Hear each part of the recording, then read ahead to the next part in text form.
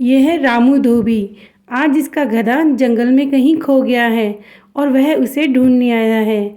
ढूंढते ढूंढते शाम होने लगी और देखते ही देखते रात हो गई। तभी उसे एक झोंपड़ी दिखाई देती है। वह सोचता है कि ज़रूर इसमें कोई रहता होगा और वह जाता है। वह देखता है वहाँ एक बूढ़ी अम्मा खाना बना रही होती है। रामू कहता है, अम्मा क्या मैं अंदर आ सकता हूँ? बूढ़ी अम्मा उठती है और उससे पूछती है, कौन हो तुम और इतनी रात गए इस जंगल में क्या कर रहे हो? तभी रामू बोलता है, मैं एक धोबी हूँ और मेरा गधा यहीं कहीं खो गया है। क्या आपने किसी गधे को देखा? मैं सुबह से उसे ढूंढ रहा हूँ पर वह मुझे कहीं नहीं मिल रहा है।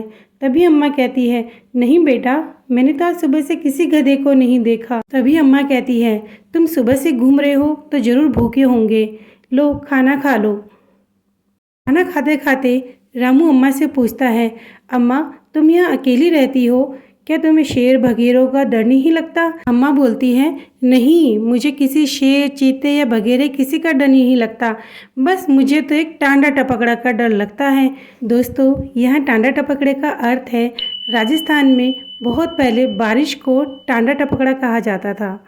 और अम्मा की बातें झोंपड़ी के पीछे खड़ा हुआ एक चीता सुन रहा था और सोच रहा था कि आखिर ये कौन सा जानवर है टांडा टपकड़ा जिससे अम्मा को डर लगता है और हमारा डर नहीं लगता। खाना ख़त्म करते ही रामू अम्मा से कहता है, चलो अम्मा, आज तुम्हारे टांडा टपकड़ा का डर भी ख़त्म कर देता हूँ।